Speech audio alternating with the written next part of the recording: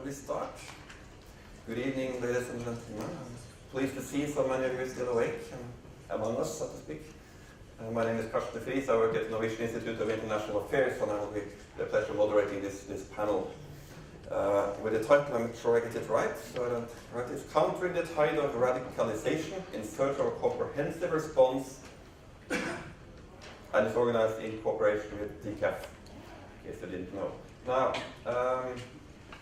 we have got a number of questions. You all have it here in this brochure if you're interested. But I haven't given the panelists kind of free range, a little bit loose that specific guidelines, specific questions, if you like, because there are some questions there about the root causes of why people get radicalized, and also about what to do with it. And I kind of maybe asked them to emphasize what to do with it, the countermeasures, as it were. Each panelist will talk about 10 minutes, nothing more.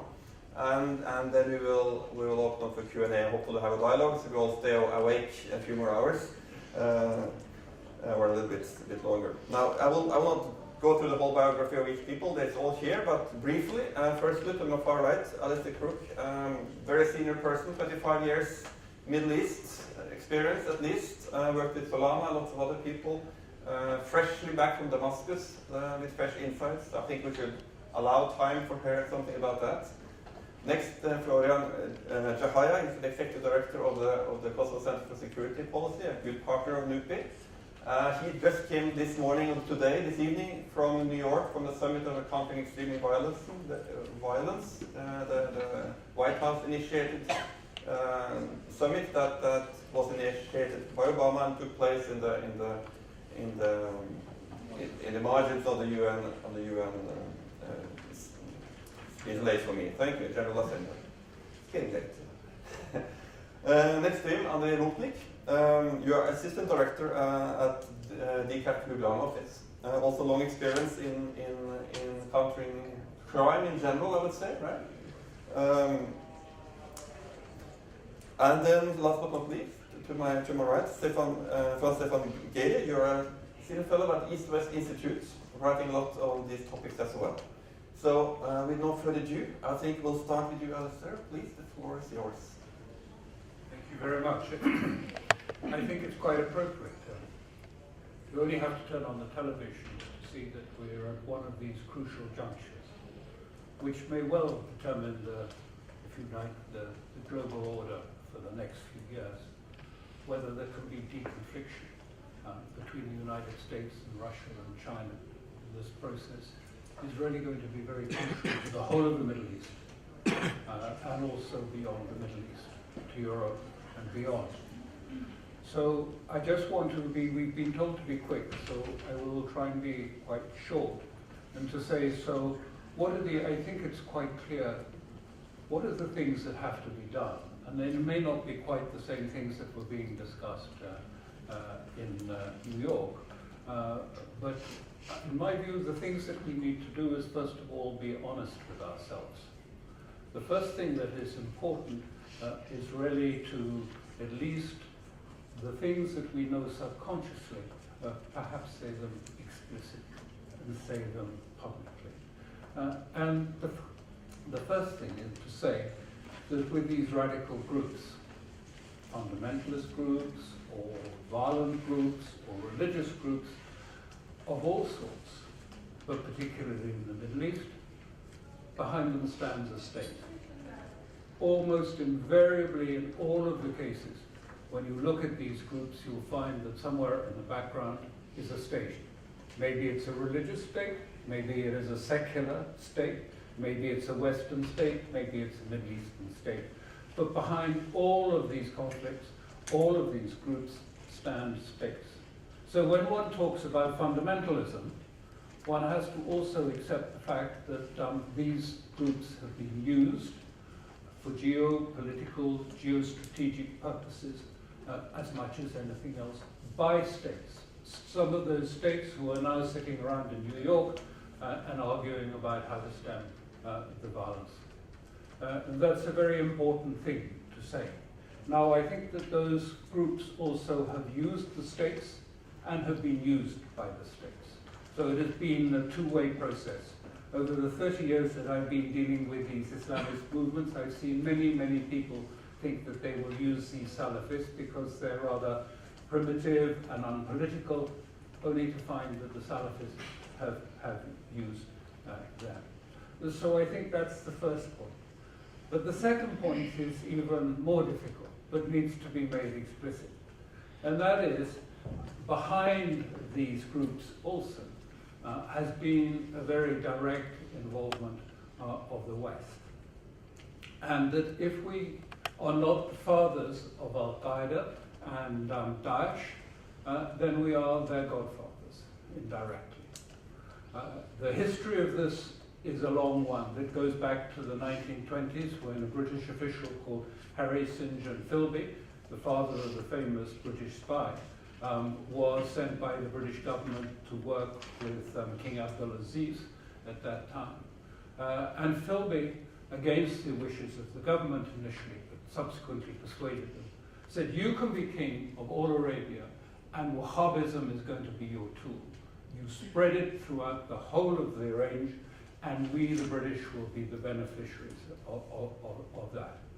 Philby then converted to Wahhabism and is now buried in Beirut in the cemetery there, the Muslim cemetery there. And that has been inherited.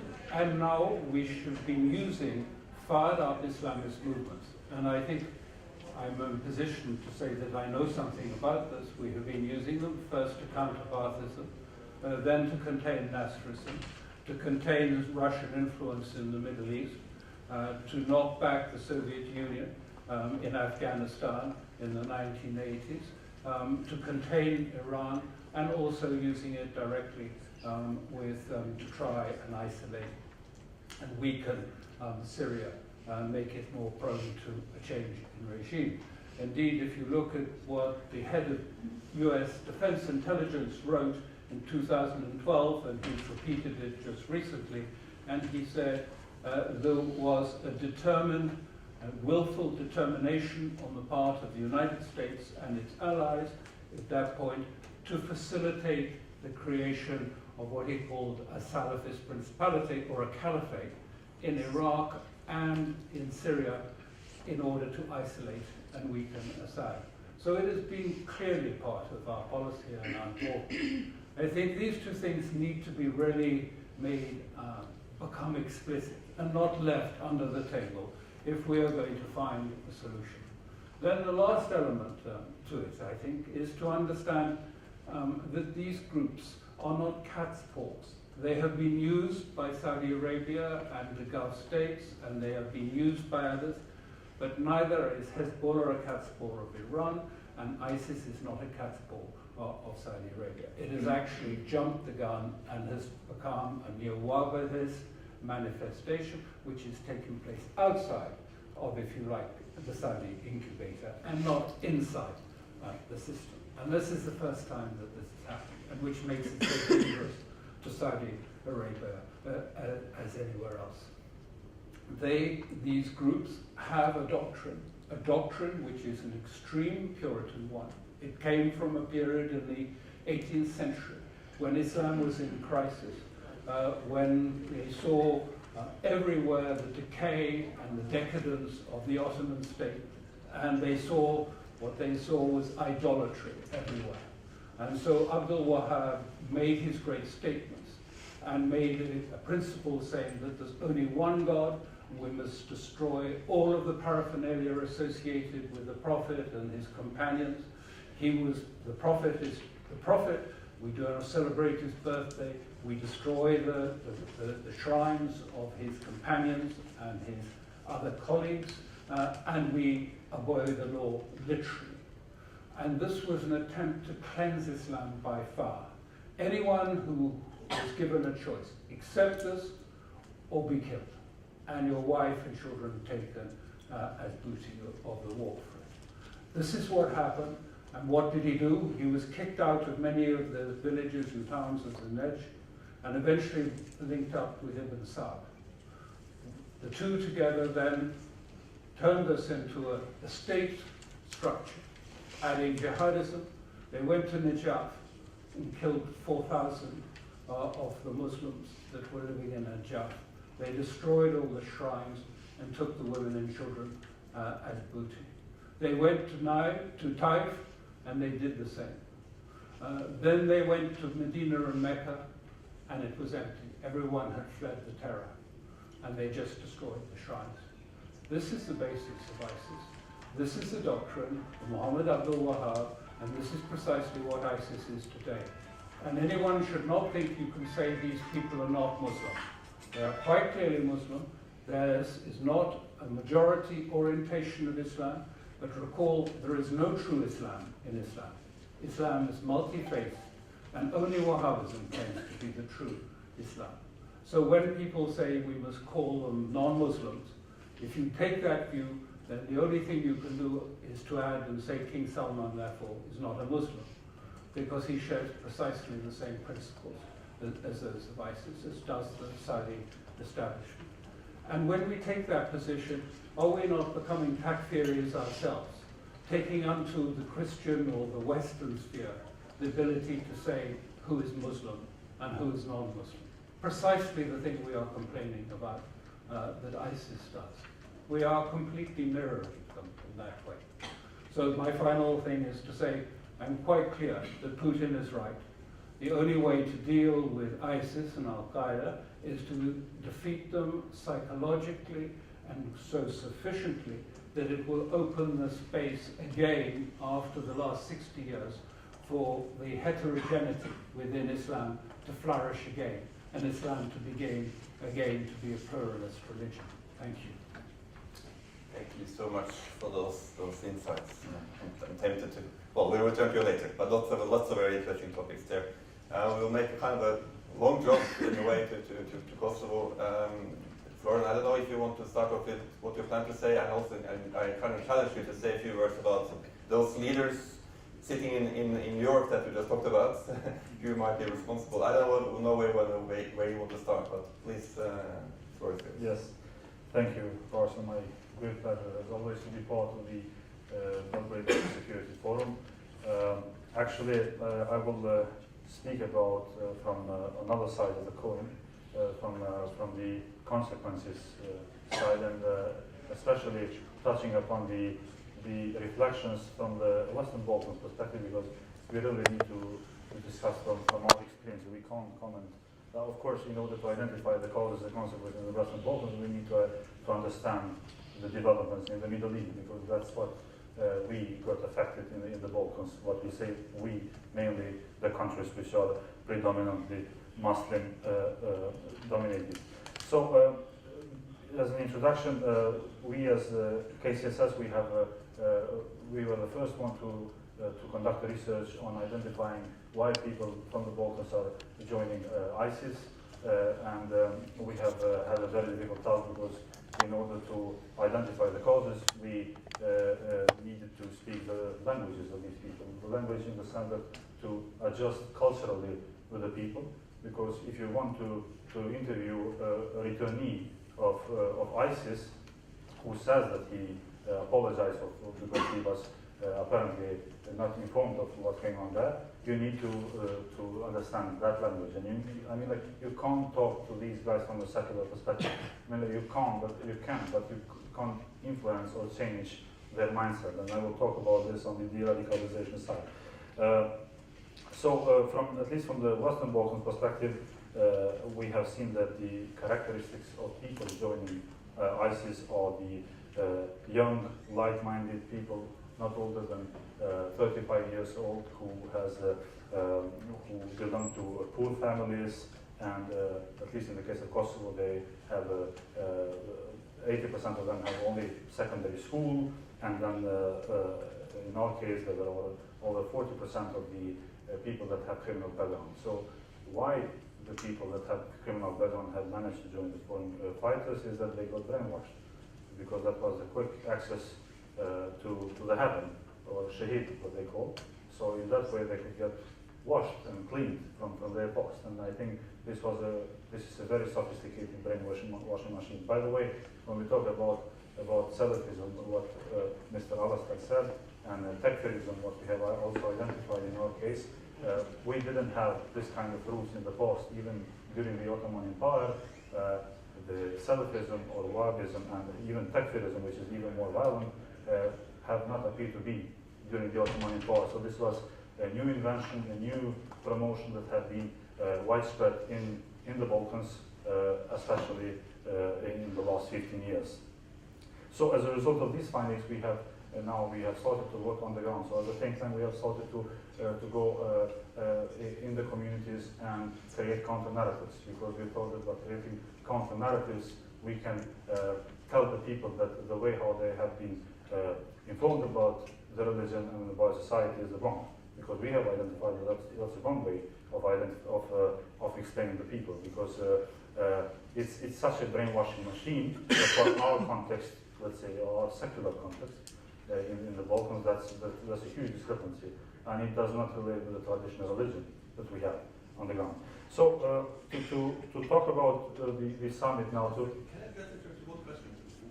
Who is it? Internet or is it other individuals? Because in the previous panel we were there, we were talking about what somebody talked about, and these poor people on the countryside, they don't have access. We have identified that Kosovo, let's say in case of Kosovo, is so connected with the internet that even in the poorest areas where all the researchers went, they have found out that people have an income of below 50 euro per month. They have internet in there. So when you open the internet in our language, the first thing that it appears in YouTube, which is updated very quickly and dynamically, is the speaks of these imams, which have to do with Salafism or Takfirism. So internet is first, and then second is recruiters that have managed to penetrate these areas before the state penetrated. Because these people, apparently, they didn't have a chance to speak with other members of the community, from all of the members of the institutions, so the recruiters were the first to go in and speak to them, and they have won the battle in the first side. So quickly on the Obama summit, actually the good thing about the discussion of the leaders, regardless of their genuine intention, is that there is a call for the comprehensive approach, and I think there is a shift from a traditional counter-terrorism measures into a softer approach, a call for involving all of the actors, all of the communities, civil society, and media to countenance violent extremism. And I somehow tend to agree with the new concept of violent extremism, because if you belong to, let's say, Salafism, you have the potential to be violent extremism, but you cannot be ultimately called as a terrorist. So terrorism is something that you can be granted only when there is a decision of the court. So the violent extremism is a door, one door before you get into terrorism. So we need to counter violent extremism, meaning that we need to make investments in prevention, and this is something that the summit calls up on, and I think that there is a new approach and new activities that have been taken out now. For instance, there is a new investment made between the cities, and there was a reference to a so-called Strong Cities project, which unites the metropolitan areas of the world, and these areas work more with the communities, and they try to create counter-narratives. And the reason why I endorse personally the countering violent extremism is that you can't solve the problem by killing al-Baghdadi, for instance, who is the leader of ISIS, because you can kill him, you can kill some other leaders, but you cannot kill the ideology. So it's just the same, like if you kill the head of the snake, but the body is still moving. I mean, like in a way. I think that there needs to be efforts in the prevention and in de-radicalization. So speaking from our experiences in the Western Balkans, the two directions of prevention and de-radicalization. So for the prevention, there needs to be more consultative approach with the communities. At least in our kind of cases, like I know for sure in Macedonia, Albania, and Bosnia, these people that got contacted, they are mainly, but never had a chance to interact with institutions, and they had the first chance to be subject to international arena. For instance, one of our famous guys who is now participating in this is Lavdin Muajeri. He had such an ego that he found the opportunity of joining ISIS to an extent that he looks at the likes and the comments that he receives from the people, and that makes him even more brutal, because actually that's the ego he has.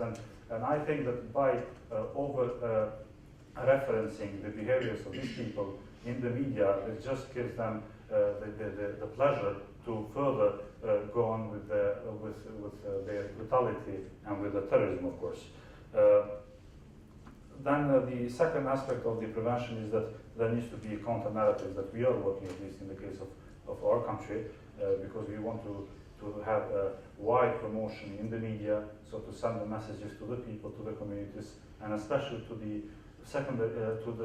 pupils, that so to prevent any potential further widespread of violent extremism. On the de-radicalization, quickly, this is the most complex puzzle in the overall jigsaw, and I think that this is very difficult, but we suggest that in order to de-radicalize, we need to speak their language. So I can't speak their language.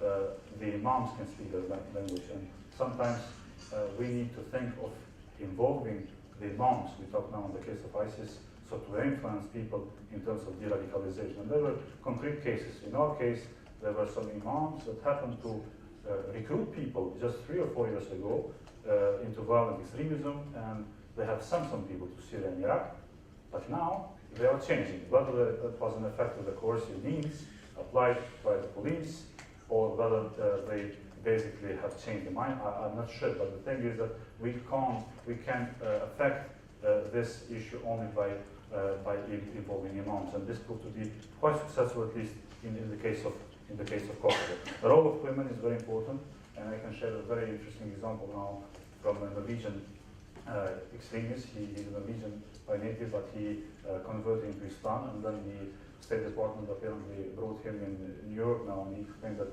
how he joined the extremism, and then his mother influenced him to basically to be de-radicalized, to be de-extremized, if I can say. And then he explained that how the women and the mother can influence people from further extremism and so on. And last but not least, creating the space for the returnees. So we have experiences that some people that return from Syria, they truly apologize, and they didn't see that, they didn't know what happened there. They just got brainwashed, and they now ask for cooperation with the institution. I think there can be at least a witness protection program or some kind of incentives towards these people.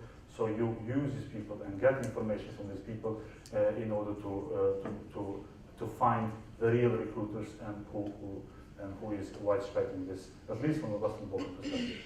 So I stop here, and I look forward to any question, comments on this. Thank you, Florian. Now, Andrei, from counter-terror to comprehensive approach, does it sound familiar for you in a countering perspective? Is this the right approach? And also, if I may ask, since you have intelligence background, maybe you can also touch upon the capacity we have to monitor the returnees, if that's a field that we feel comfortable about commenting. Okay, thank you. I'd be glad to put some comments on this. Well, the biggest tragedy is that the same powers that are actually tackling with the problem are actually generating it, you know. So either states, national states, or organization of states like the European Union is, at the same time, they're part of the solution and part of the problem. They're part of the problem because of reasons which my colleague explained a little bit earlier. I would only add that there's always a reason why states are trying to influence the other states with whatever tools, including the ones that we are facing with today. There's always a very clear reason, not always transparent in what they say, but when we're talking about the Middle East, this is clearly the oil and the natural gas. This is behind all the story. So it is who is going to prevail in this story. And the same countries are actually trying to solve the problem which they have created before. How successful they are in this, you know. There are 2 points or 2 geographical areas in which the radicalization, in this case Islamic radicalization, take place. One is where the people originally live and where this influence is spread among them, and the other geographical area is where they move, and there we also see the radicalization process. We'll focus on the European Union because this is the area which is most close to my knowledge. Why the radicalization takes place? It's always because of social and economical reasons. You know, the people which have nothing to lose, they don't have property, they don't have prosperity, they don't have knowledge, they have no chance for better life, are an easy prey for people which wants to radicalize them. So this is the basic principle why people get radicalized. The big issue which has to be addressed is why can they be radicalized in the West?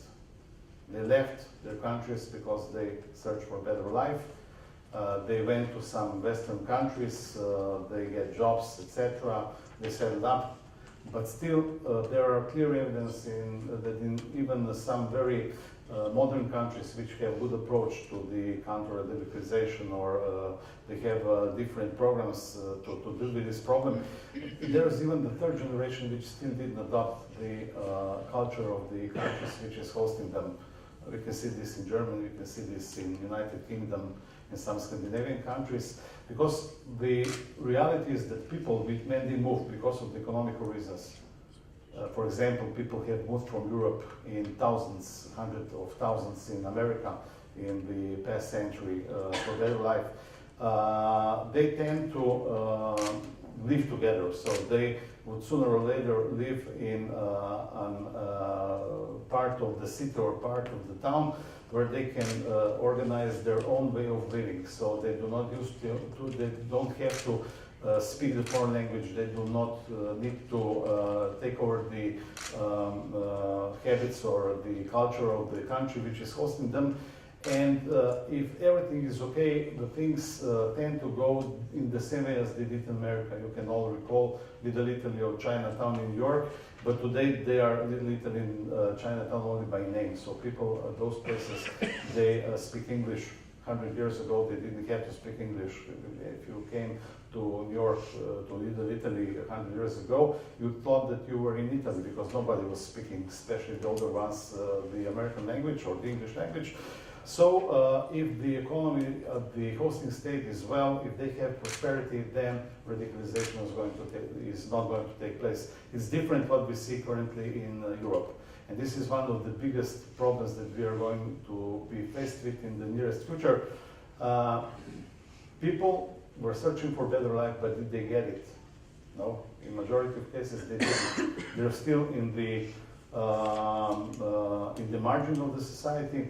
They do not get good jobs. A lot of them would, even if they get jobs at the beginning, they will go to lose jobs a little bit later, and a lot of them are living on the social sources of the community.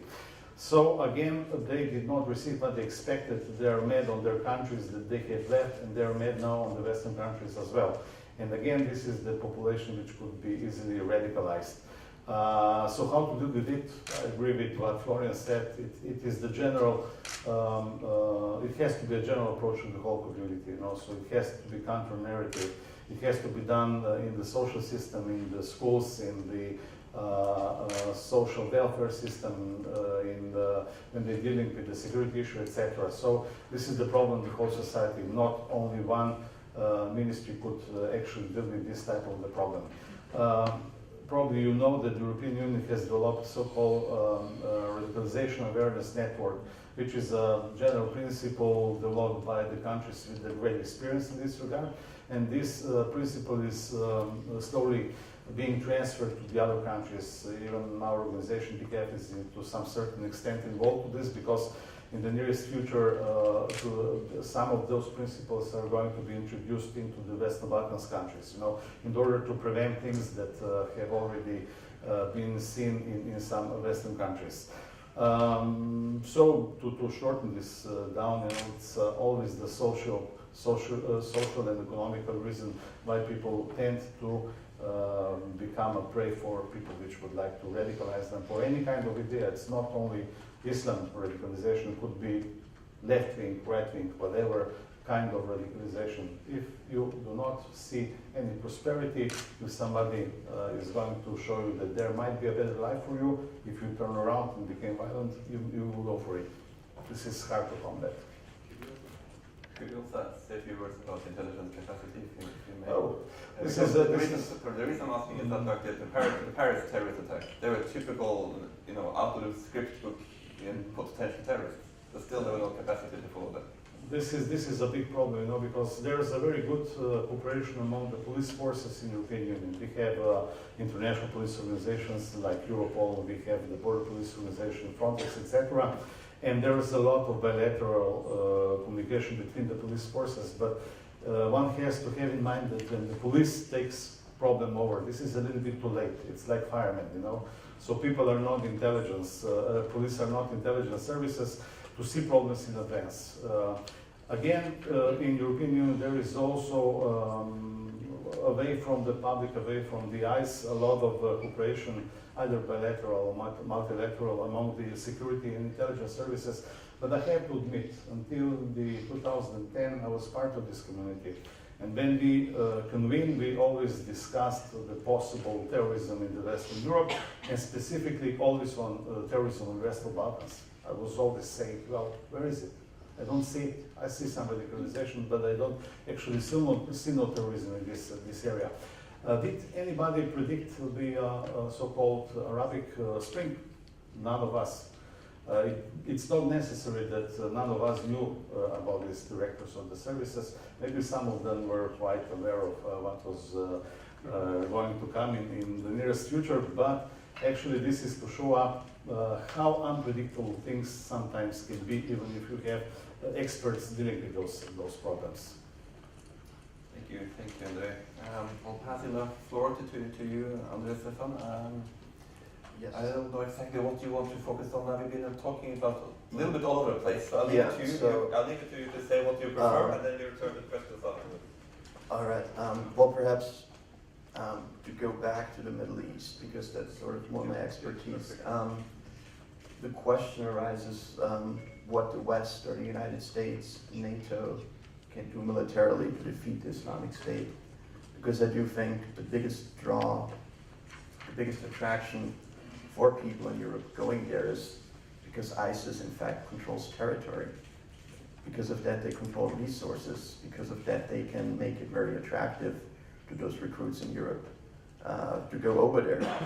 And last year I happened to be in Erbil, Kurdistan in Iraq, right around the time ISIS turned towards Erbil, which initiated US airstrikes, which later on developed to be into a more comprehensive containment strategy by the US government to contain ISIS, to contain the expansion of ISIS, and happened to be with a unit of Peshmergas, Kurdish fighters, and I met them 2 days after the reconquest of a town from ISIS called Makhmur, which is about 50 miles southwest of Erbil. And the fact of the matter was that ISIS was pushed out of that town by a unit of PKK fighters, lightly armed, without much ammunition, but still highly determined, and they defeated a larger force of ISIS that was attacking them in a conventional manner with Humvees that they had captured from the regular Iraqi army in Mosul, other heavy equipment, including artillery. So my point being here is it is possible to militarily defeat ISIS, no doubt. ISIS is just behaving like any other insurgents group throughout history. It goes through all the different stages of insurgency warfare that most people would recognize when you read the works of Mao Zedong, for example, the different stages, and they quickly can switch between a regular army and insurgency force depending on what threats they're facing, but they're absolutely defeatable. Now, in Europe in the last couple of weeks, time and again, this issue arose about military intervention again in Iraq and Syria. And because apparently the containment plan of the Obama administration is not working very well, we're not training enough fighters. But and that generally ISIS seems not to be seems not to be able to be pushed back out of its territory. Well, I think this is the time where we need to have a serious discussion about the military capabilities of the Europeans and the Americans, and all the other allies in the world that could support us, such as Australia, for example. Right now is the time to have this discussion, because I think once we go there, it's not a matter. The only way how you can extrapolate yourself from a situation, a war situation again, will be much more difficult, and probably there will be outcomes that we don't want to have. So one point that I would like to make is that I think it will be absolutely devastating to reintroduce ground troops into the region, to establish safety zones, whether they're guarded by Turkish soldiers, peacekeeping troops, or anything, just because we don't have the stamina to sustain these troops. We don't have the will to fight, and I think we've seen it over the last couple of years. I personally don't think, from what I've seen, I've also accompanied US troops on multiple missions in Afghanistan, on patrol. I've seen training, I've seen all of that. I don't think we have the right tools at the moment to be able to adequately deal with the threat. Also, I think it actually, in one way or the other, to come back now more to a discussion here, in my opinion, it also fuels radicalization in one way or the other. The idea of the accidental guerrilla. One example that I always like to talk about is, I think I'm a big student of the US Civil War for a number of reasons, and there's this incident in the early stages of the Civil War in 1862 where a group of Union soldiers catches up to a ragtag clothes Confederate soldier, illiterate, so he obviously from a very poor background, doesn't own any slaves, probably can't read the Constitution, so he's probably not fighting for states' right or anything. They capture him and ask him, why are you fighting? Why are you fighting us? And his answer was, well, I'm fighting because you were down here, which is a pretty sufficient reason, I think. And I do think, in one way or the other, by reintroducing troops, we will face similar issues over there. So I do think that one of the key ingredients also to a comprehensive strategy to defeat these extremists and the extremist thoughts is also that we have to reduce, as Western powers, our footprint in the region in one way or the other. We have to more and more rely on proxies, although that's of course a very difficult thing to say, particularly when it comes to Syria, and I do think that we have not reached the end of training these people adequately enough.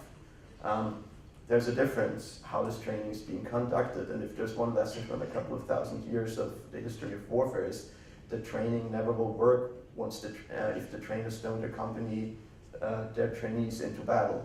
You don't win a war by leading from the rear, you win it by engaging in the front lines. This is clearly not something that our advisors are doing at the moment in Iraq. Yeah, perhaps I'll leave it here. Okay, excellent. Thank you. I'm going to open. I think we're going to organize it a little bit like this. That we talk a little bit about what both the two of you started. We started in the Middle East and how to fight ISIL there. Can we do that? And if you have any question on that, I can welcome them. And then we move on to other topics, for instance, recruitment and countermeasures. But I would like to dwell on this. Both of you touched upon this how to fight or not fight. Does anyone have a question on that particular, how to fight ISIL in the Middle East? If not, I will expecting you to reply. Yes. I'd like to say a little bit, because we heard a little bit about brainwashing and how we have to counter that and the ideologies. But if you read the literature and you look at what the ISIS write and who are their sources of inspiration, which are basically three, Muhammad Abdul Wahab, Abdul Azam, and also Juayman, who led the seizure of the Grand Mosque. It is wrong to discount the religiosity of these groups. They are not simply just groups that have sprung out of nowhere with no background.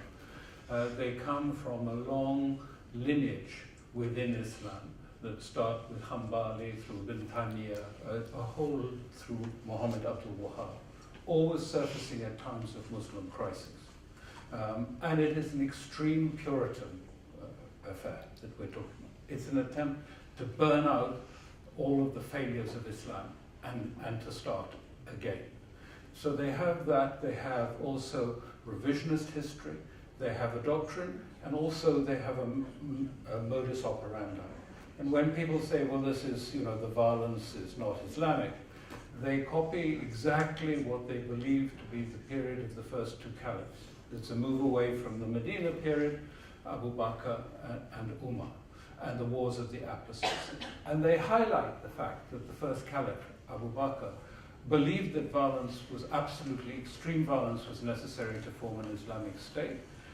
And he was, the ISIS commend him for saying to his army at that time, do not spare the cutting of heads, and for being prepared to crucify and burn people alive at some time. So all of this is in a sort of, it's not something that's sort of emerged out of nowhere. It's not a majority orientation with Islam, it's a small orientation. But it is one that is there and is real, and they have it. And the idea of a state is also a very powerful one in their concept, which is unlike our idea of the state, but which is a sense of an abstract belonging which is based on religion alone. In fact, it's closer to Zionism. It's an Enlightenment project, not a 7th or 6th century project. And that has got appeal to young secular Westerners today. It's utopian in some respects. So that's like the software, the ideology that we are facing. Religiosity. Right. But would you agree with Franz Stefan here that they can be beat militarily but not by us? I do think that we have the history of direct involvement on the ground, and I've seen much of it from Afghanistan onwards has been actually entirely counterproductive, and Afghanistan is a failure even now, as an example of that. Of course, we're not capable of doing this sort of putting, you take some people, much like us and put them down in Afghanistan and think they're going to, or in Syria and think they're going to be able to operate in that way. I don't think it is likely. I don't think there are going to be many, if you like, proxy forces that we can employ. If they are proxy forces, for example, of Gulf states or of Sunnis in Iraq, because we've seen what happened with the Sunnis of Iraq. They're not going to participate. Saudi Arabia is not going to participate. Many Sunnis are not going to participate in the war.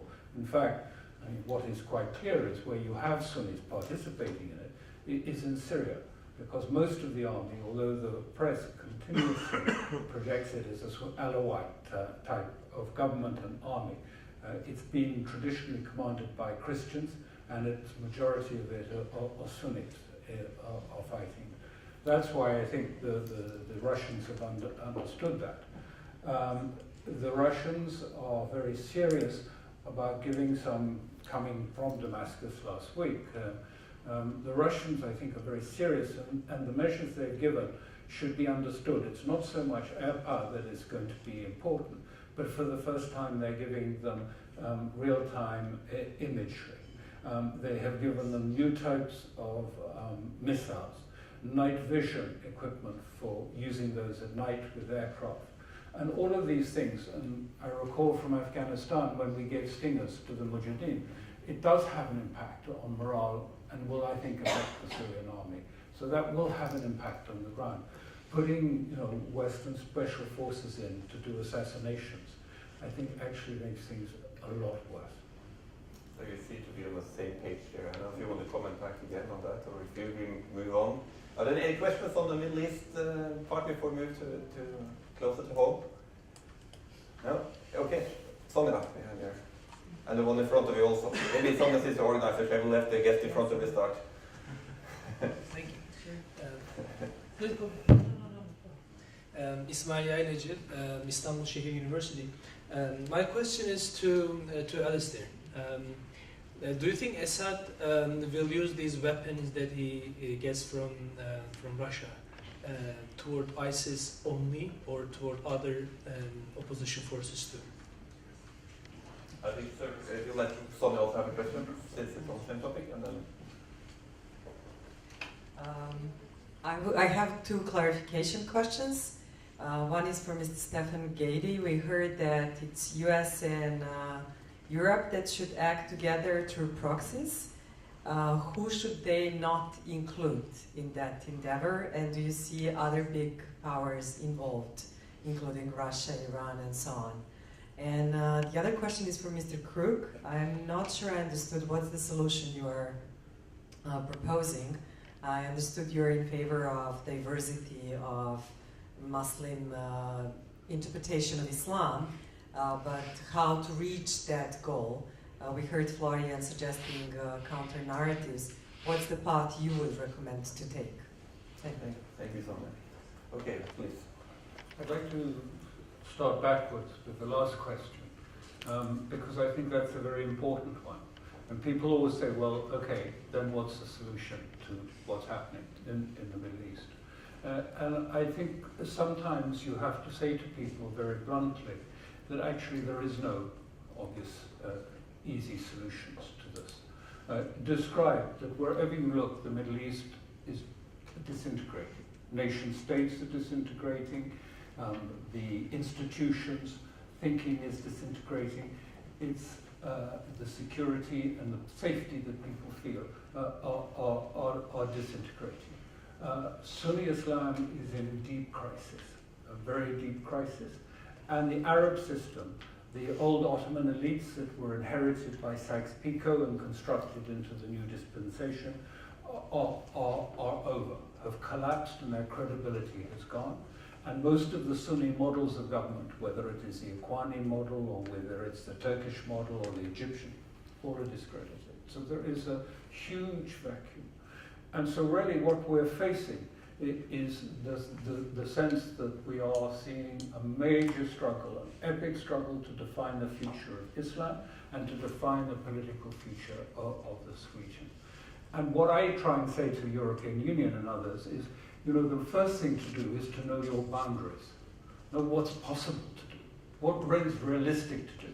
And that, first of all, means an understanding of what you're dealing with, and not simplifying it and saying, well, these people are not Muslims and they're just, you know, these are secular people who use Baghdadi as a front or something like this. You have to be a bit honest with yourself and know your boundaries.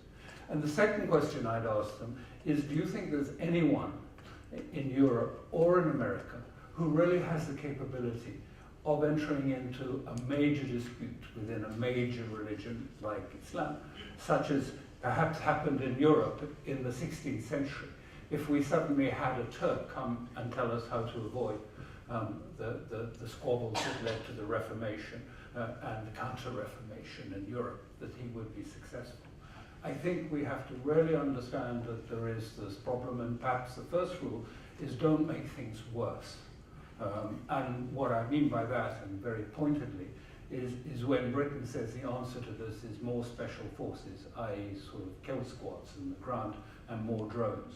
This only makes things much, much worse and certainly doesn't lead to any solution. The second question, which is very quick, of course, Assad intends to use the weapons and against al-Nusra, which is Al-Qaeda and ISIS, and against the Muslim Brotherhood groups who are irreconcilable into some form of political equation, but not against reconcilables, to use the old Rumsfeldian language of some years ago. But no, there will be reform in Syria, there will be a political process, but it will not be the Western idea of a political process, which is to sort of parachute in a national unity government of people partly made up of exiles who are supposed to take over the running of the government. It is going to be a bottom-up, organic type of reform and shift in the government, starting with local elections, administrative elections, and going right up to the government and ultimately to the presidency. Thank you. A question for you?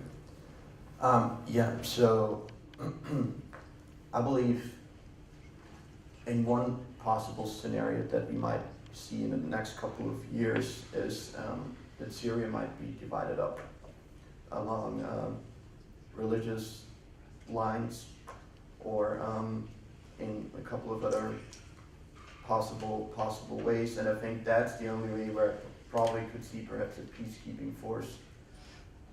Not big, in the range of 20,000 that could really clearly patrol these new borders, and that's where I probably would see where the United States and the European Union could perhaps financially support such a force, but the force itself would have to come from regional actors. I don't really see any American troops or European troops there on the ground. When it comes to other proxies, I still think it's worthwhile training Kurdish fighters, continue to train them. I'm, of course, like so many others, and I admit it, slightly partial to them because I spend a lot of time with them. I'm fully aware that it's a sultanic system full of corruption, that they're also quite opposed to any Arabs in general, but I still think it's a valuable opposition and to ISIS in the region. Okay, thank you. It's tempting to go on and talk about Assad's future and stuff like that, but that's not this panel is not about Middle East. So let's stick to the radicalization. Let's move a bit 2 steps closer. We heard about recruitment in Kosovo. I don't know if we could say a little bit more general about recruitment in Europe, and I don't know, Andrei, if you could say that, have a comment on that. In my country, they're not poor people. There might be what some of you described as people who expected more, but not even that. Some are rather successful. Maybe bored youth looking for excitement. I don't know. And so one thing is that the recruitment. The other thing is, of course, how dangerous are they when they come back? Are they really that dangerous that our intelligence services want us to believe? Are they taking bombs or are they not? I don't know if you reflect upon that, and then I will lift your hand if you want to have questions on this. The problem here is that you can never tell, you know. For example, all the big cases that we have seen in the last couple of years, even different type of extremism like Breivik in Norway, he was well known to security services. You know, they knew him, they knew that he's a little bit extreme in his ideas, but nobody was actually able to predict that he's going to turn that violent as he is. So for the intelligence and security service, the only way to deal with this problem is to actually organize a way of control over those people. But even if they do this, this is the case which was shown in France, they again cannot be 100% sure are those people going to do bad things again or not. So, but this is the only way you can deal with this problem. You know? So if you put too much pressure on them, then they are going to go even wilder than they did before. You know, for example, if you take a case of Guantanamo prison, you know, some people were taken there because of they really were danger to the society, but some were actually not because they were released after a couple, 7, 8, or even 10 years without any proof that they were violent or that they are being extremists. But you can just guess, what would you do if you spent 10 years in prison for nothing, for your ideas? Are you going to turn bad when you came out? Probably a lot of people will think about it. This is very temptatious way of thinking. So even currently, the intelligence and security services in Europe and in the whole world are putting a lot of efforts in this arena, trying to understand what's happening and trying to predict how things are going to turn in the nearest future.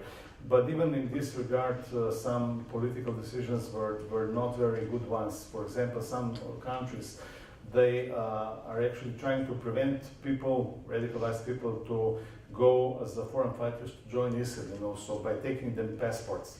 Oh, how difficult it is to travel through Europe without a passport. You can find another way. You can travel inside of the European Union very easily, and you can pass any border in the region in order to get to Turkey and then later to continue to Syria. So this is obviously not a very working solution, you know, and even if the young people are taking passports away, this is only going to put an additional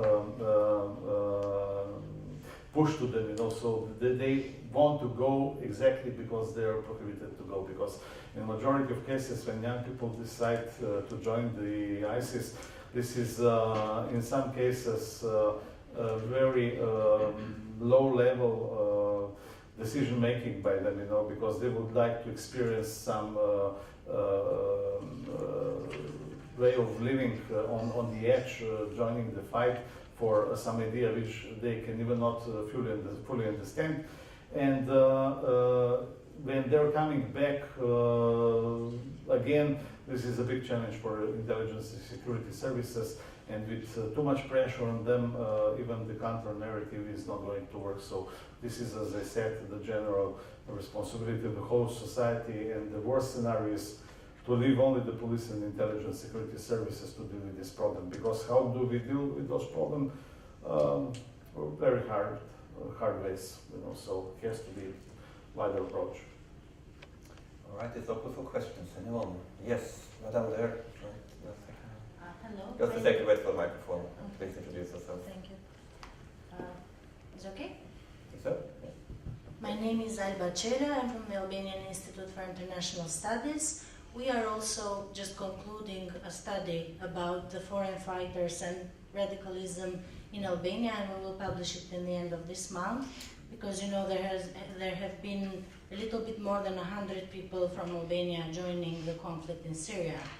What I'm interested in, and I'd like to ask Florian, but also Mr. Rupnik, because of his career in law enforcement, is this initiative that at least 3 countries, Bosnia, Kosovo, and Albania, have taken. They have amended the penal code and they have criminalized participation in foreign conflicts. So, in theory and in practice, once these people can return, they are immediately put to jail. So, does this measure, criminalization of the participation in this conflict, has any negative repercussions? Because there has been talk in Albania that now, after this happened, some people who wanted to return don't want to return anymore because they don't want to go to jail. One other thing is that the families might feel negatively towards this. So, in sort of way, which alternative is better? Trying to work with them to sort of reintegrate them, or punitive alternative like punishment and jail? Thank you. Please pass the microphone to the colleague next to you.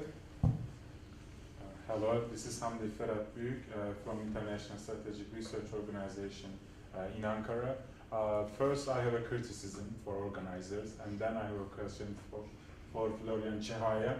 Please correct me if I am wrong. The title is Countering the Tide of Radicalism in Search of a Comprehensive Response, but all the speakers, except Andrei Rupnik, talk about Middle East and Islam. So I'm very uncomfortable here as a Muslim who follows the Sunni Sufi Islam road, which is the most peaceful Islamic school. So you only talk about Islam and the Middle East, but the title is radicalism in wider context. So in my opinion, and we organized same topic, we organized a conference on same topic in Ankara in last May, and some of the attendees were our speakers in Ankara. So one of the output is radicalism is a global problem right now, and the radicalism is a problem for all religion and also for all nations. So we have a radicalism in Buddhist in Myanmar, or we have a radicalism in Tamil or in some African countries. But you drew a picture, radicalism is a problem only for Islam.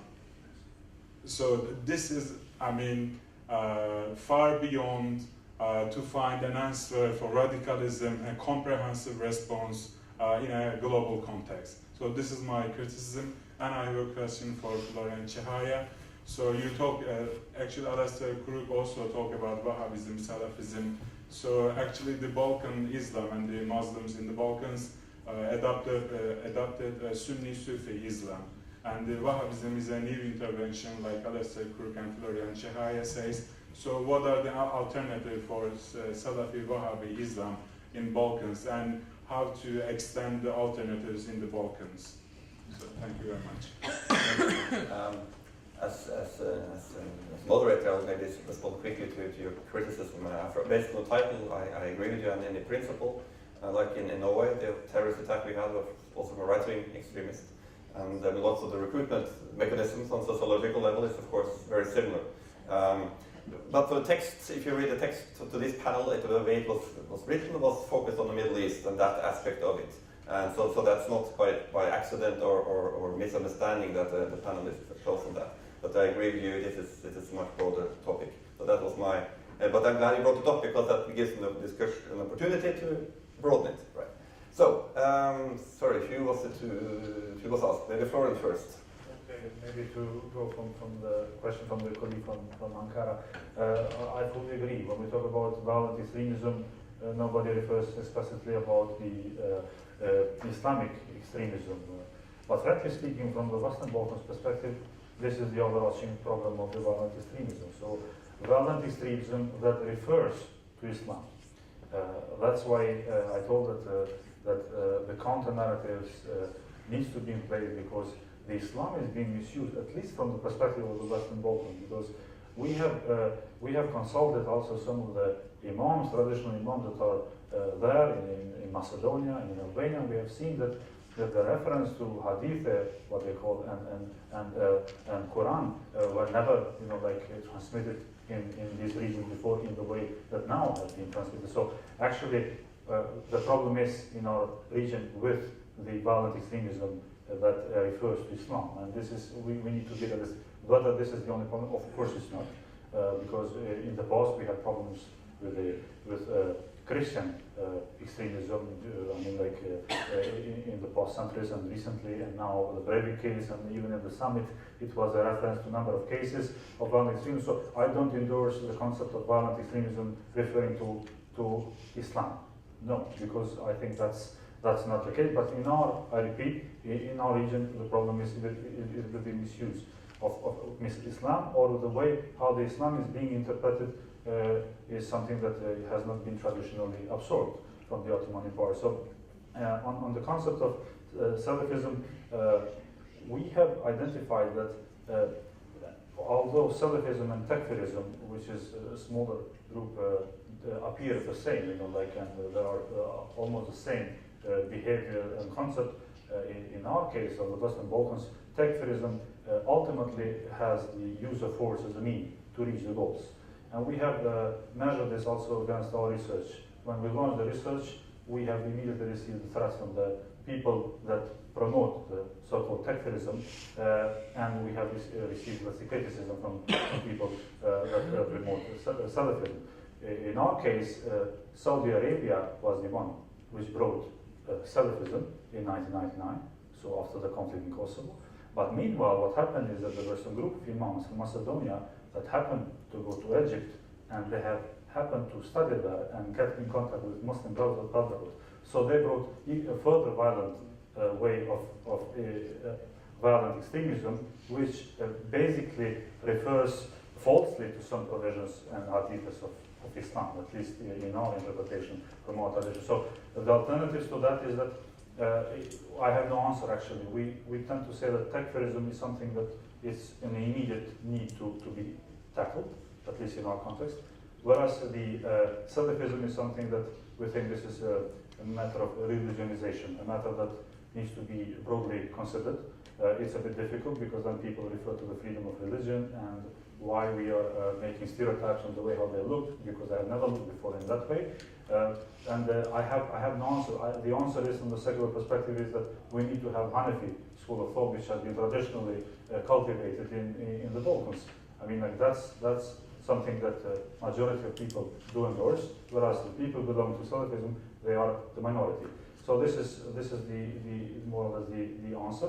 And on your question on the law, maybe Andre can, but just quick from my observation is that I don't think this is a solution. I think this is just, this is more sound like taking the box in the commitments of these governments, especially towards the European Union and the United States, because from what I understand from a legal perspective, our criminal code and the criminal code of all other countries in the region does have specific provisions which can punish these people and bring these people into jail anyway, because they were affiliated with, let's say, Al-Nusra or ISIS, but these organizations have been declared as terrorists, so they can be, sentenced to the provisions of the terrorism of the criminal code.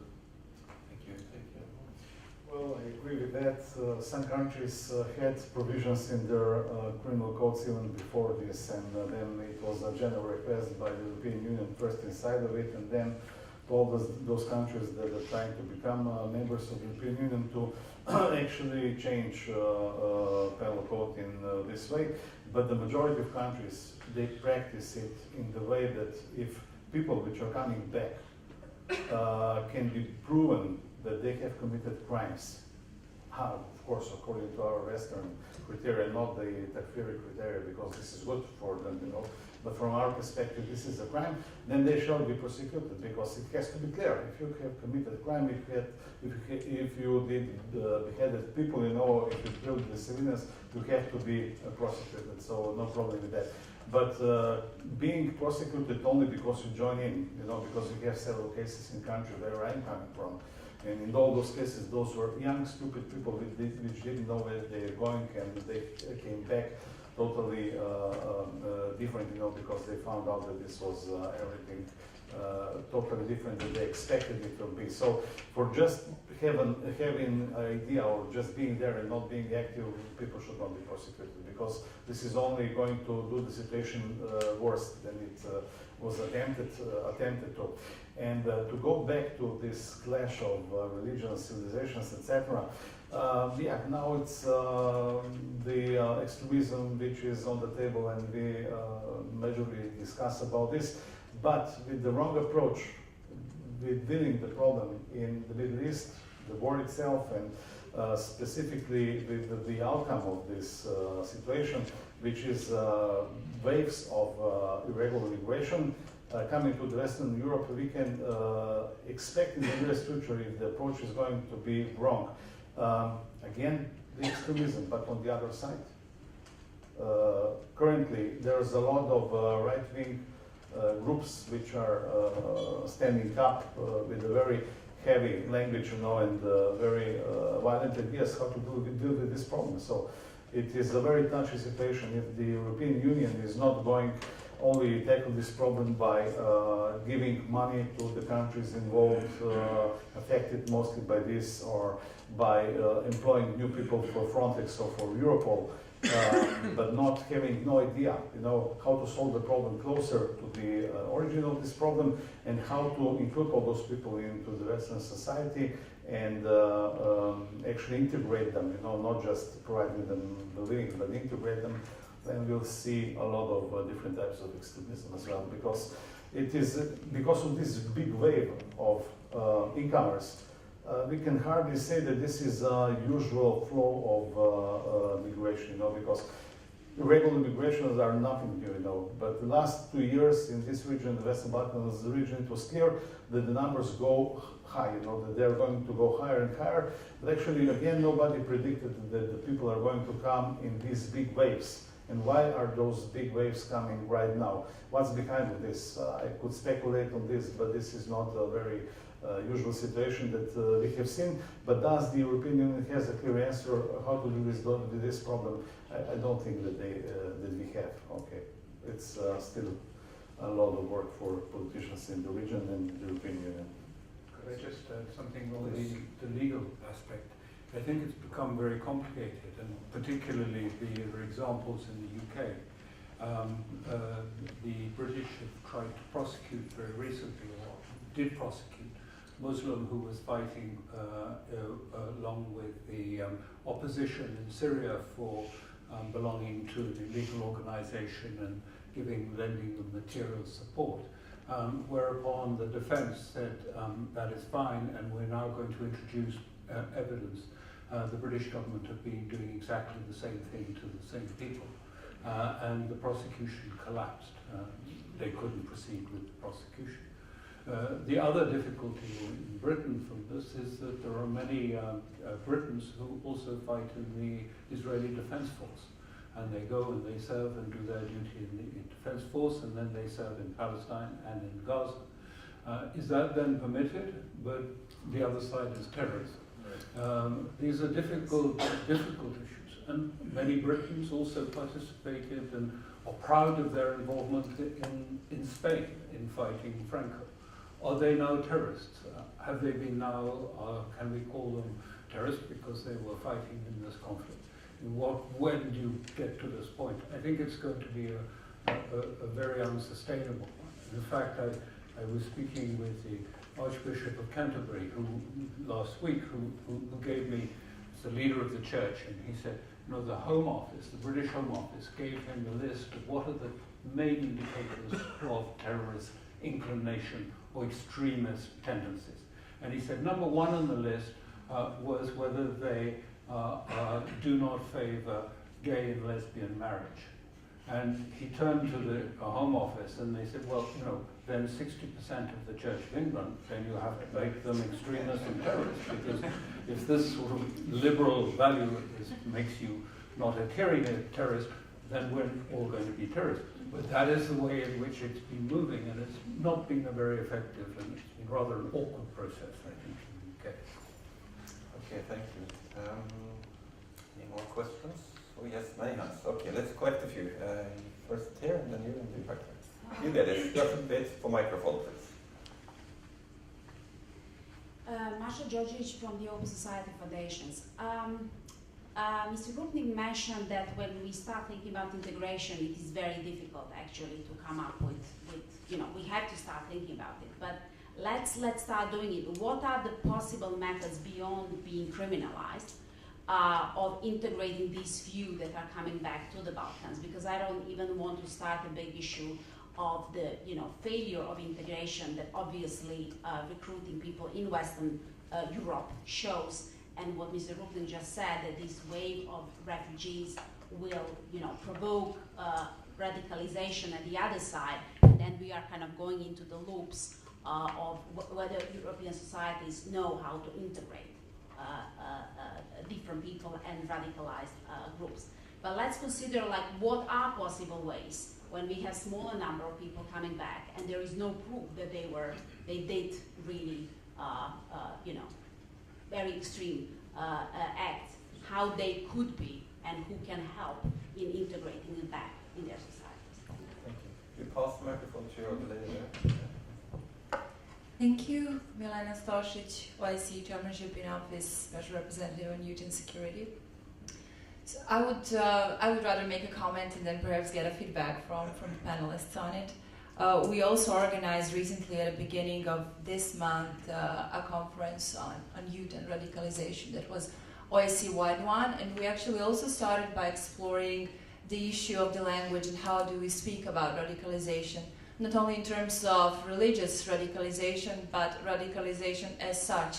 And is it really negative per se when we say radicalization that is usually understood this way? Because throughout the history we had a lot of examples of radical ideas such as feminism, for instance, that turn out to be actually constructive and leading to a change. And also the definition of not only radicalization but terrorism throughout the countries may differ, and consequently in some cases may lead to loose interpretations and abuse of freedom of expression or other human rights. So that would be one small comment from my side. When we speak about WISE, which is of course starting point that would lead to solutions basically, I would also challenge the comment that Mr. Rupnik made that social and economical reasons might be root of this. Of course, yes, I agree. But then if we think this way, for instance, we have two individuals and they grow up in pretty much similar environment. They have a lot of so-called risk factors from external, right? That could be unemployment or social or economical, as you said. But it happens that one of these individuals slide into any type of destructive behavior. It doesn't have to be necessarily only violent radicalization or extremism. It could be abuse of illicit drugs or whatever. And then we have this other person who is in the same environment, same factors are surrounding, but the person is not sliding into such behavior, but it leads sort of normal life or whatnot. So what's the difference between these two persons? I think there lays the answer to what we need to change when we speak about prevention. And I firmly believe that this could be called emotional capacity or emotional literacy of a person to actually give a different response when it's in such environment, when it's surrounded by risk factors, when it's offered this kind of roads in life, right, such as violent radicalization. But of course, probably this sort of road should be, if taken, might be quite expensive. It might be introduced through formal education throughout the countries, and of course, the long-term results we would need quite some time to see. But I firmly believe that, although when we speak about security, something being said like, oh, emotional literacy, maybe it's not as close to the topic, but I think if we really want to think about prevention factors and long-term change, we need to go back there and think about why somebody on this level decides to behave in certain destructive patterns. And finally, what I would like to, and I'm finishing, to also get a feedback from you is youth participation. Because when we speak about violent radicalization and extremism that may lead to terrorism, young people are a particularly vulnerable group, and we are recognizing this throughout the literature or this type of conferences, but then I don't see much youth involvement in this, like in the measures that are created or in campaigns, in projects, in whatsoever. So how do you see youth participation? How young people could be actually partners in defining also these counter narratives or any other measures to counter the tide of radicalization, as the title is suggesting. Thank you. Thank you for excellent questions / comments. There was one more lady back there, so let's see if we can absorb it all. We'll collect it. So please. Bridget Millman, National Endowment for Democracy. Just building on, first of all, one of the prior questions, the statistics from Europol indicate that in the last 5 years, less than 2% of the terrorist attacks in Europe have been committed by Islamic extremists, as opposed to other radical actors. So that may be worth bearing in mind as well, discussing the countering the tide of radicalization. But specifically with response as well to what seems to have developed into the theme of the panel, specifically Islamic radicalization, it seems to me that what we've been seeing in the transatlantic community in recent years is certainly an increased and very polarized and otherizing rhetoric. And specifically looking at the theme of this conference, can Europe redefine itself? We've certainly been seeing an orientalization of Islam, whereas quite a number of Europe's citizens are Muslims and do have Middle Eastern or Balkan antecedents. So the question then becomes, can Europe redefine itself as a secular and multicultural group of nations with large communities of Muslims? And how does it preserve that identity, particularly in a time of increased polarized rhetoric by like the National Front in France, Orban's Hungary, when there are politicians in France who are pledging to remove halal food from public schools, or mass public protests in Switzerland against mosques being built. So specifically, I guess, coming back to the theme of this conference, how does Europe respond to this closer to home? And I would love to hear more policy thoughts on this from some of the members of the European Union states. I think Florian has come up with quite a few that the research in Kosovo has indicated, but do these actions have any promise or any transferability to the European Union states in identifying and responding to this challenge? Thank you. Okay, we will collect one last question, and then each of you will have one last round to respond to those you feel the most, hit to the best, so to speak. So there was a gentleman there, and that's the last question we're taking. Okay. Just wait for the microphone, please. Raffaele Marchetti from Louis, Italy. Not particularly expert on Middle East, but one thing I'm always asking myself, is to what extent do you think the lack of engagement with moderate political Islam, let's put it that way, it's a broad box, I understand it. Obviously I'm thinking about Muslim Brothers. To what extent do you think this lack of engagement with this kind of group has then created space for more radical and extremist group in the Middle East? And more in general, we could turn this question in general. To what extent do you think the lack of engagement with sort of moderate, and yet sort of strongly religious groups, is a contributing factors that open space, political space for more radical groups. Thank you. That was somewhat linked to also, the link between radicalism and violence. It's also something scientists love to discuss, which is somewhat related to what you touched upon. But anyway, I think we'll start from here, and you can pick and choose the questions that you feel you can respond to. And I hope we'll address them all, but I can't promise. Please, you can start. Yes, the first point is yes, I think I'm also not as comfortable with the term de-radicalization, and it's one of those non sequiturs in my opinion as well. It's loaded with different connotations, and I think what we are really talking about here initially in this acute phase is disengagement rather than de-radicalization, because disengagement requires a change in behavior, and that's actually what we want. We don't want these people to go over there, we don't want them to fight, and de-radicalization would involve a change in belief. And I believe that, those people can believe whatever they believe as long as they don't act. It doesn't matter, as long as they're not a threat to the society. This is not 1984 George Orwell. Everyone is free to believe what they can, what they want. To the question of this idea of Orientalism, this dichotomy now that exists in Europe, and whether Europe can redefine itself. I think Europe has already defined itself, and it is in danger of losing what this idea of Europe is supposed to be. And it is a Europe that's based on the fundamental principles of the 18th century European Enlightenment.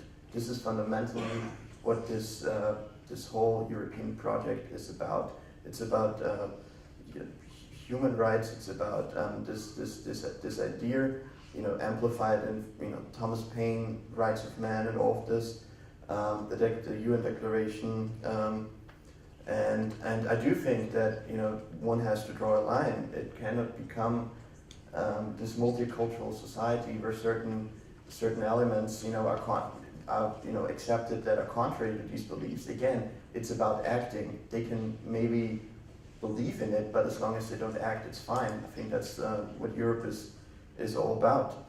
And there was one last point. Oh yeah, and I think one very important point that we did not mention is when we talk about de-radicalization, or just generally why certain people join and not join ISIS or other groups, it's the question of identity. And this is a big question, and I think one of the bigger issues that I don't think we have time to go into, but I think it's the question of integration, and why in Europe it is not possible to offer those who come to Europe a new identity where they identify themselves with European values or with our system rather than something else. Just one last point is that when I talk to my 88-year-old uncle, that I'm going to speak at this panel, he said that I have to mention him because he told me that he was part of the jihadis of the 1940s. He served in the German army during the war, and he completely went through all the stages of radicalization. He was 10 years old when the Nazis came to power, 17 when they left, and it took him 20 years to get out of this, to finally accept that he was Austrian, not German, to finally accept that National Socialism was actually a bad idea. So I think the most important thing is also that it takes time. There won't be any solution tomorrow, or the next year. It will take a couple of years for any of these initiatives to bear fruit. Thank you.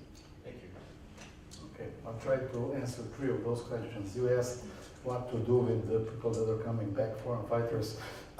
First, they have to be profiled, and this is a very professional way in which they have to be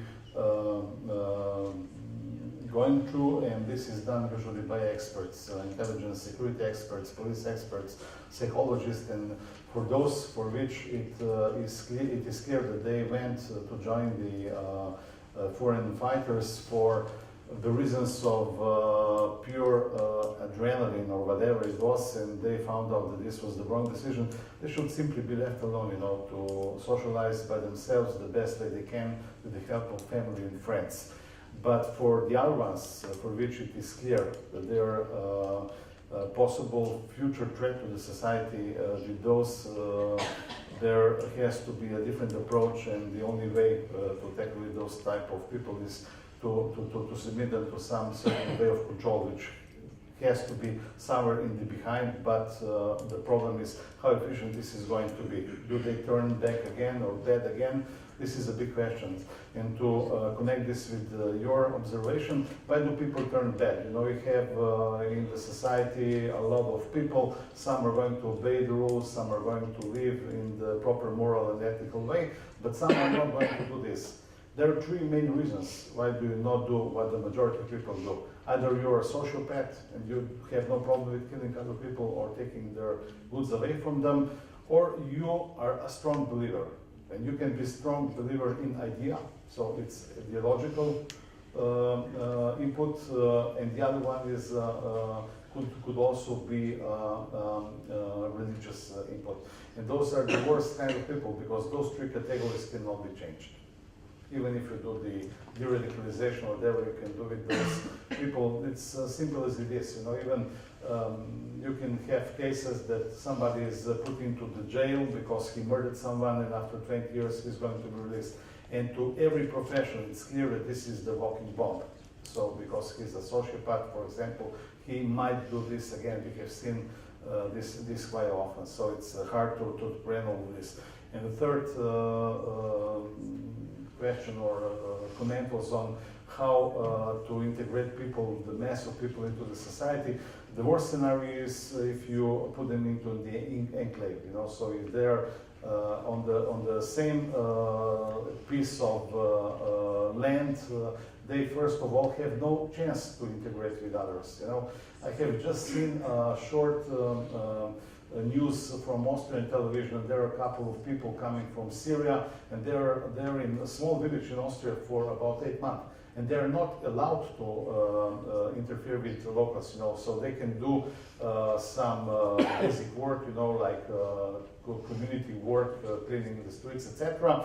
But they're actually prevented for getting in to the close relations with the locals, you know, so this is the totally wrong approach. If you want to embrace them, then they have to be spread among the other population, because this is the only way that they are going to be able to see where they came, who the people to which culture they came into are, how to get along with them, and if you put them into ghetto or enclave, these people are simply not going to understand they're there, and with time they're going to establish the state within the state. And we can see this in France. There are whole parts of the cities, or even in some other cities, even in Brussels. Even Brussels for many years is facing the same problems. I remember years ago my first trip to Brussels.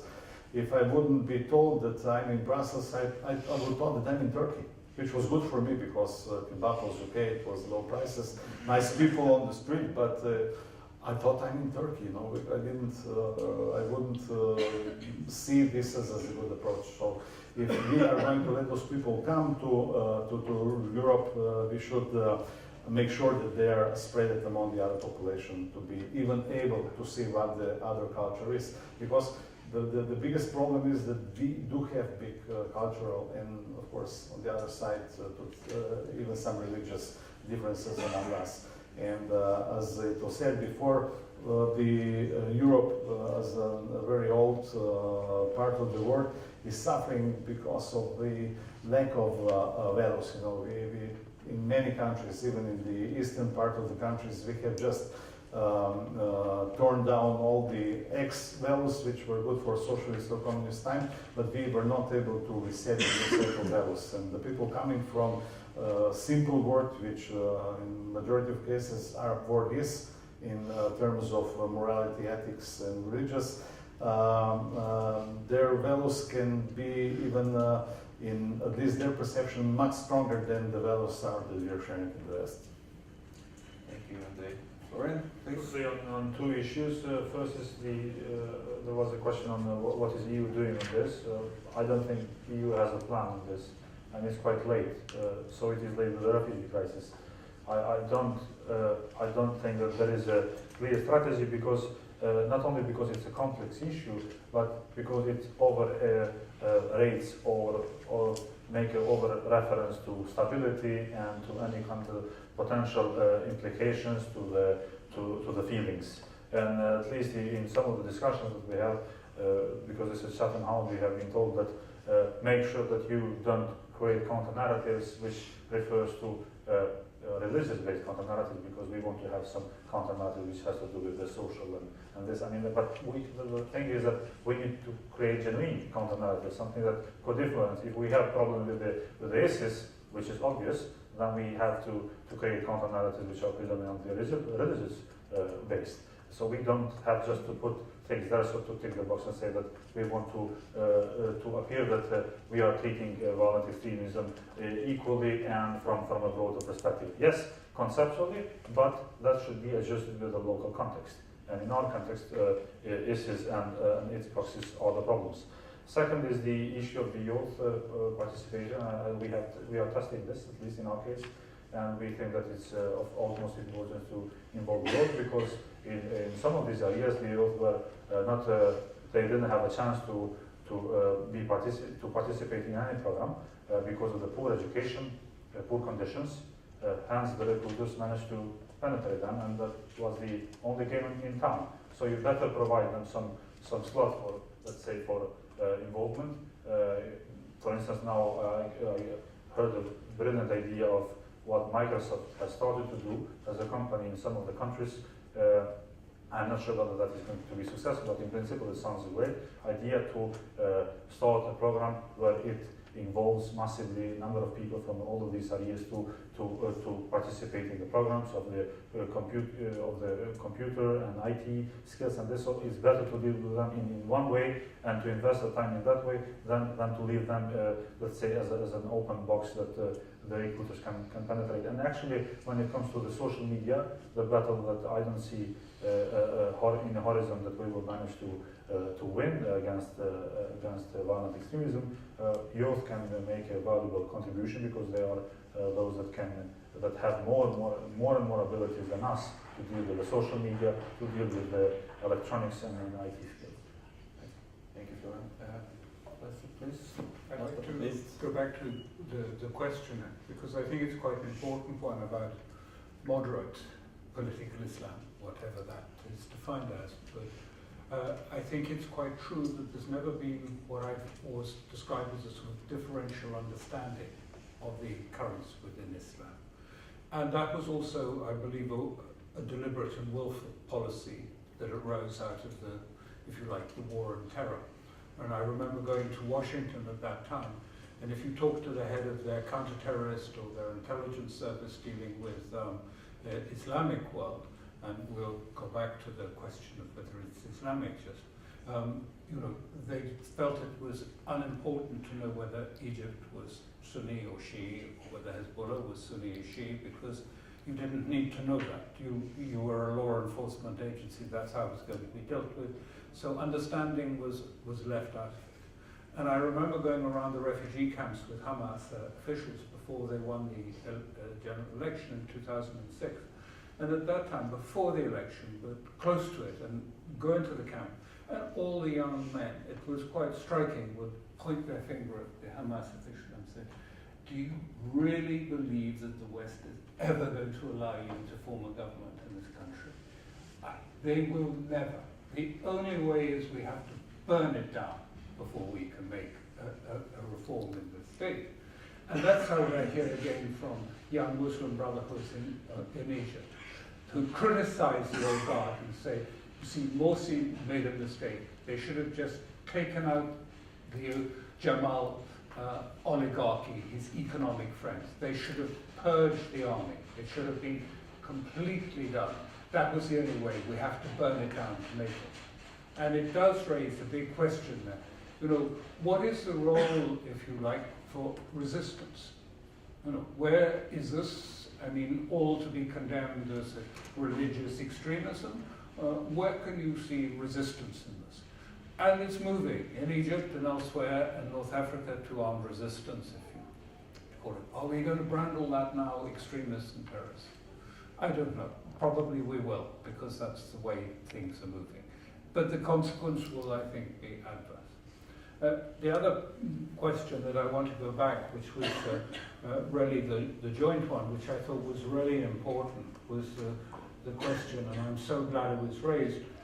Everywhere we are seeing both polarization and radicalization taking place within Christianity, within Buddhism, within Hinduism, and of course, this tends to be, perhaps with a few exceptions, rather a secular sort of group.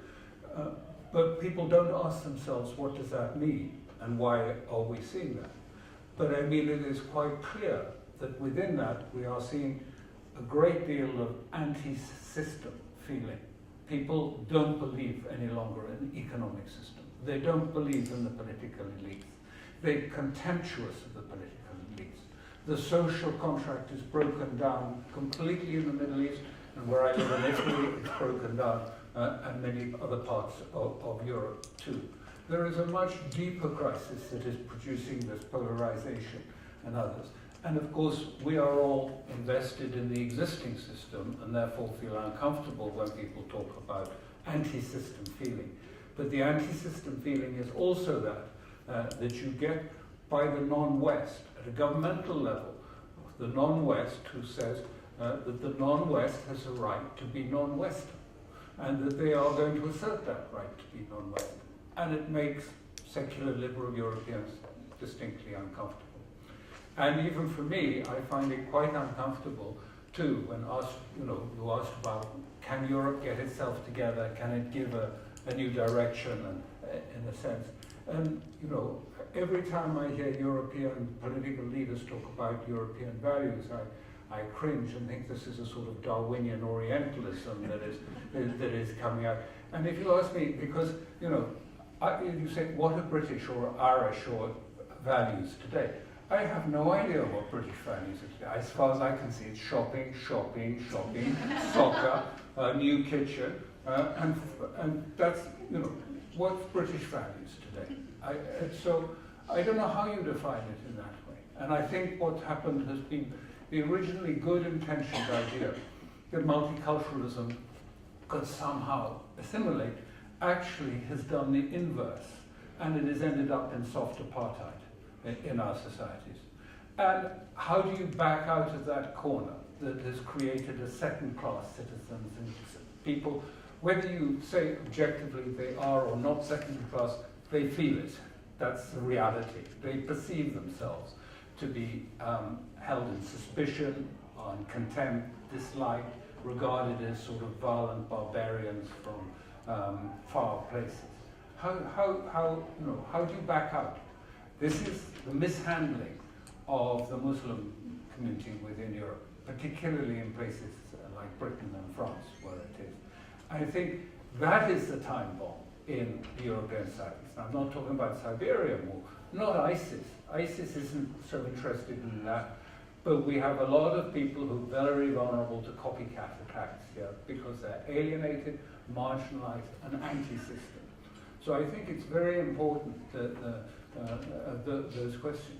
Why are we seeing this happening everywhere, in every, if you like, aspect of life, both in the secular life, where you have, in Italy, the reactions to the refugee crisis go from the north, where people are trying to stone them or burn them down and saying, get out if you want to, and others are actually making collections and getting clothes together and trying to go out and help them. We're very polarized on all of this. I think it speaks of a bigger breakdown of structures of thinking, structures of values, structures of identity. And it's no good just sort of pretending again, that there isn't this bigger problem, that really all we need is a prevent strategy. And this is no criticism at anyone. This is the fashion in European policy circles, that we just need a prevent strategy, and that, this will all go away because it's a sort of, these people are not, they've just been affected by it, and a sort of a short antidote will bring them back to normal. I think it's much more profound, much deeper, and we have to really explain why our society is in that situation. Thank you, Alistair. Really lots of food for thought. we can all sleep on it. Thank you to the audience for fantastic questions, bit difficult questions. I think we handled them well. And thank, of course, please go together with me and give a big hand for the panel.